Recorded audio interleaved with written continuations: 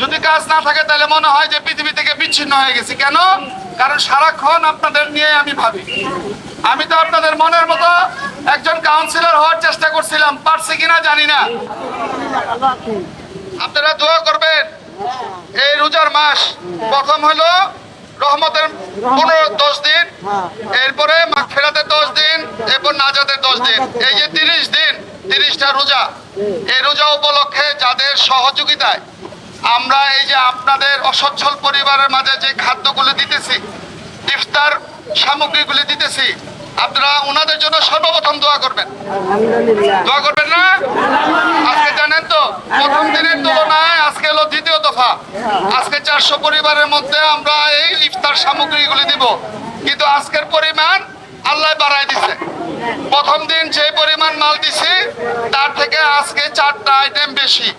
আজকেরটার মধ্যে 5 কেজি মিনিকেট চাল আছে, আজকেরটার মধ্যে আদা আছে, আজকেরটার মধ্যে রসুন আছে, খেসারি ডাল আছে, 1 কেজি চিনি আছে, 1 লিটার তেল আছে, 1 কেজি আবার আছে আপনার মুসুরি ডালও আছে, তারপরে পেঁয়াজ আছে, আলু আছে, সবকিছু আছে। মোটামুটি 10-15 রোজা পর্যন্ত আপনারা এই সামগ্রীটা, ইফতার সামগ্রী আপনারা চালাইতে পারবেন। আমি আপনাদের কাছে দোয়া চাই। আমি বর্তমানে কাজ ছাড়া থাকলে মনে হয় যে পৃথিবী থেকে বিচ্ছিন্ন হয়ে গেছি। যদি কাজ না থাকে তাহলে মনে হয় যে পৃথিবী থেকে বিচ্ছিন্ন হয়ে গেছি। কেন? কারণ সারাক্ষণ আপনাদের নিয়ে আমি ভাবি। আমি তো আপনাদের মনের মতো একজন কাউন্সিলর হওয়ার চেষ্টা করছিলাম, পারছি কিনা জানি না। আবার আগামীতে ইনশাল্লাহ নির্বাচন আসবে, দাঁড়াতে পারবো কিনা তাও জানি না। কিন্তু আমার যে কাজ, আমার কাজগুলি আমি ধারাবাহিকভাবে চালাই যেতেছি। এই রোজার মধ্যে 5টা কাজ আছে আরো। আজকে হলো দ্বিতীয় ধাপ। কালকের পরে আমি জানাইতে পারবো কবে আমি আপনাদের গরুর মাংস খাওয়াইতে পারবো। আমি বলছি না, বলছি ইনশাল্লাহ দোয়া করবেন। সবার মাঝে না পারলেও অন্তত যাতে 1000 খানিক পরিবারের মাঝে 1 কেজি করে গরুর মাংস খাওয়াইতে পারি, এই জন্য দোয়া করবেন।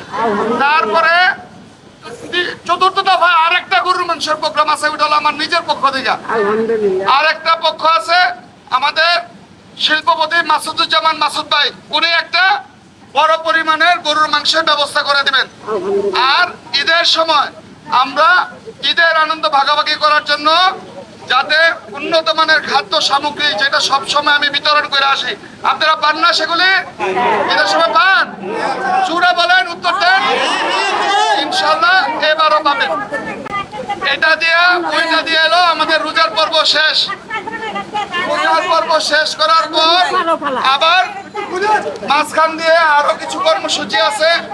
আগামীকালকে কিন্তু টিসিবির মাল দিব। আপনারা জানেন তো, যাদের টিসিবি কার্ড আছে কালকে কিন্তু টিসিবিরও মাল দেওয়া হবে। 3 দফায় টিসিবির মাল এই রোজার মধ্যে আসবে। অর্থাৎ আমার ওয়ার্ডের যারা নিম্ন আয়ের মানুষ, অসচ্ছল পরিবার ও কার্ডধারী যারা আছেন, সবার মাঝে এই উন্নত মানের খাবারগুলো, ইফতার সামগ্রী এবং খাদ্য সামগ্রী সরকারি তরফ থেকে যেগুলো, সেগুলি সহ ব্যক্তি পর্যায়ে যা আছে আমরা ভরপুর ভাবে ইনশাল্লাহ আমরা রোজার মাসটা আপনাদের পরিচালনা করতে পারবো। আপনারা আমাদের জন্য দোয়া করবেন। আমাদের বাবা মা, আমি এতিম, আমাদের বাবা মায়ের জন্য দোয়া করবেন। যারাই সাহায্য সহযোগিতাগুলি করতেছে তাদের জন্য দোয়া করবেন।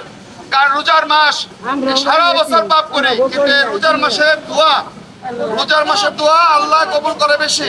এবং এই একটা মাস আমরা পাই যাতে আমাদের গুনাহটা মাফ হয়। আপনাদের সকলের কাছে অনুরোধ, আমাদের অনেক সময় অনেক ভুল ভ্রান্তি হয়ে থাকে, আমাদের উপর অনেকে রাগ কষ্ট করে থাকেন, অনেকে পান অনেকে পান না, কিন্তু আমি চেষ্টা করি সাধ্যমতো আপনাদের উপকার করার জন্য। এই রোজার মাসের উসিলায় আপনারা দোয়া করবেন আল্লাহ যাতে বেশি বেশি দান করার তৌফিক দান করে। আপনারা কি দেখছেন কখনো কোনো লোক যদি দান করে, কোন ব্যক্তি দান করলে ওই ব্যক্তি কোনোদিন গরিব হয়?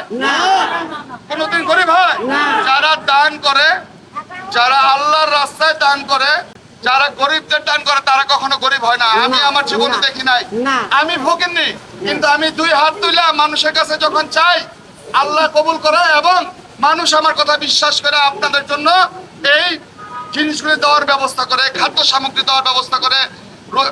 শীতকালের সময় শীত বস্ত্র ব্যবস্থা করে দেয়, কুরবানির সময় কুরবানির মাংস ব্যবস্থা করে দেয়, দুর্যোগপূর্ণ সময় সমস্ত সাহায্য সহযোগিতা সব ব্যবস্থা করে দেয়, কারণ আমাদের জনগণ বিশ্বাস করে